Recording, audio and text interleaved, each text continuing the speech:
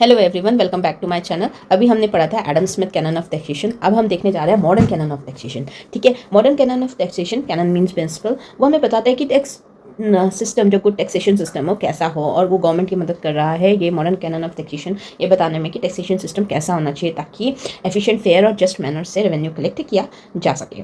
तो first canon of taxation is called cannon of productivity. Cannon of productivity का मतलब है कि जो हमारे पास जो टैक्स है, जो गवर्नमेंट ने टैक्स कलेक्ट कर रही है, वो इतना होना चाहिए कि गवर्नमेंट को उसको कलेक्ट करने में फ़ायदा हो। ऐसा ना हो कि बहुत ही कम अमाउंट में गवर्नमेंट के पास ये टैक्स कलेक्ट हो रहा हो। ठीक है, तो it should be in adequate amount. ठीक है, to ensure that sufficient fund are for carrying out the government activities. तो एक सफिशिएंट फंड कलेक्ट हो, बेसिकली कैनन ऑफ प्रोडक्टिविटी कह रहा है कि एक सफिशिएंट फंड कलेक्ट हो, एक एडिक्वेट रेवेन्यू आए गवर्नमेंट के पास ताकि वो अपनी गवर्नमेंट एक्टिविटीज़ को अच्छे से कैरी आउट कर सके। ठीक है, this is first canon of taxation, modern canon of taxation. Now the second canon क्या कहता है कि जो कैनन ऑफ टैक्सेशन है वो क्या होना चाहिए, इलास्टिक होना चाहिए। इलास्टिक मतलब जो टैक्सेशन सिस्टम है उसे इजीली इंक्रीज और डिक्रीज किया जा सके। सपोज वार टाइम पे क्या होगा, हमें गवर्नमेंट को ज़्यादा टैक्स की, ज़्यादा रेवेन्यू की ज़रूरत होगी, तो गवर्नमेंट क्या करेगी, टैक्सेशन सिस्टम को इंक्रीज कर सकती है, टैक्स ज़्यादा कलेक्ट करे। और नेचुरल डिजास्टर के टाइम पे क्या हो, पब्लिक इतना कहाँ से लाएगी पैसा, इसलिए जो रेवेन्यू टैक्स, जो पब्लिक रेवेन्यू कलेक्ट हो रहा है, जो टैक्सेशन सिस्टम है उसे इजीली डिक्रीज भी किया जा सकते हैं। यानी जो टैक्स सिस्टम है शुड हैव इलास्टिसिटी, उसके अंदर इलास्टिसिटी होना चाहिए, useful in emergency like war, natural disaster, economic crisis. ठीक है, तो अब आपको यहाँ पर समझ आ गया होगा सेकंड कैनन ऑफ टैक्सेशन क्या कहना चाह रहा है। Now third canon of taxation is canon of diversity. Diversity का मतलब यह है कि there should be multi source of revenue. Government के पास बहुत सारे डिफरेंट सोर्सेस होना चाहिए, एक सिंगल सोर्स पे गवर्नमेंट ना डिपेंड हो। ठीक है, over dependence, it's avoid over dependence on single tax source. सिर्फ सिंगल टैक्स सोर्स नहीं होना चाहिए, बहुत सारे डिफरेंट सोर्सेज होना चाहिए, तभी तो रेवेन्यू कलेक्ट होगा बढ़िया से। तो डिफरेंट सोर्सेज की यहाँ पर बात होती है।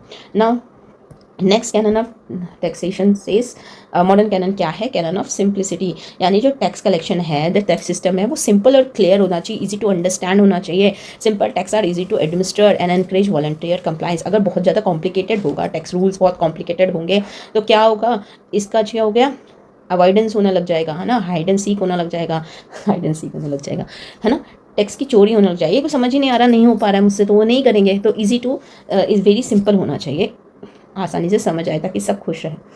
ना कैनन ऑफ फ्लेक्सिबिलिटी। फ्लेक्सिबिलिटी का मतलब है कि इजी एडेप्टेशन होना चाहिए। सब जो पब्लिक है, आप उस पर इम्पोज कर रहे हो टैक्स सिस्टम, तो ऐसा नहीं होना चाहिए पब्लिक कह रही नहीं हम इतना ज़्यादा टैक्स पे नहीं करेंगे। तो इसमें मॉडिफिकेशन, चेंजेस आप ला सके हो और वो एडेप्टिव हो, ईजिली आप उसको अपना सकें। तो tax system should be flexible होने के साथ साथ एडेप्टेबल भी होना चाहिए। तो change economic, social and political condition, वही जैसे मैंने ऊपर बताया कि इलास्टिसिटी होनी चाहिए। अब यहाँ पर दोनों चीज़ें कंफ्यूज करती है, हम इसको बाद में देखते हैं।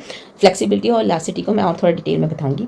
नेक्स्ट है कैनन ऑफ कोऑर्डिनेशन, यानी कि हार्मनी होना चाहिए टैक्स के बीच में, गवर्नमेंट के बीच में हार्मनी होना चाहिए।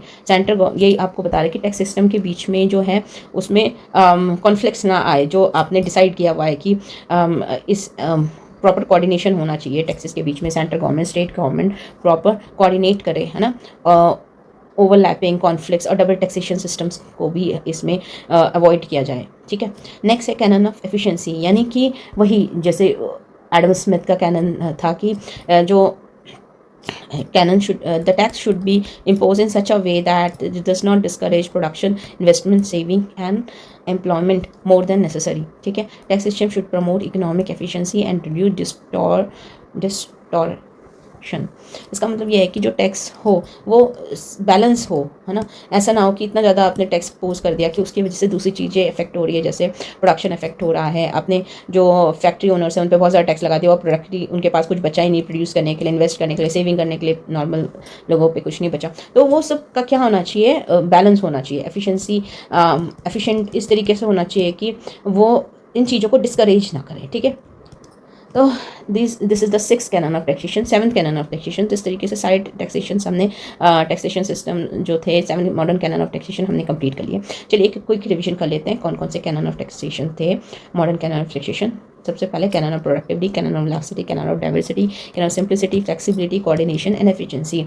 ठीक है, और ये जो कैनन्स हैं ये गुड टैक्सेशन सिस्टम को बताते हैं कि किस तरीके से जो टैक्सेशन सिस्टम हो फेयर, एफिशिएंट, एडुकेट और एडेप्टेबल हो सकता है अगर ये तरह के कैनन्स को, ये 7 कैनन्स को फॉलो किया जाए। अब मैं आपको ये बताती हूँ कि 2 कैनन्स में थोड़ी कन्फ्यूजन हो जाती है, एक तो इलास्टिसिटी वाले में और एक फ्लेक्सिबिलिटी में। देखिए, इलास्टिसिटी का मतलब है कि जो गवर्नमेंट ने अपना टैक्सेशन सिस्टम बना रखा है उसमें इंक्रीज या डिक्रीज हो सके, और फ्लेक्सिबिलिटी का मतलब ये है कि न्यू रूल्स रेगुलेशन को इंक्लूड किया जा सके। इस तरीके से भी हमारा क्या होना चाहिए, टैक्सेशन सिस्टम होना चाहिए। अब मुझे लगता है आप लोग क्लियर हो गया होगा, और अब आपको ये तरीका अच्छा लगा हो पढ़ाने का तो please like and subscribe to my channel. Thank you so much for watching.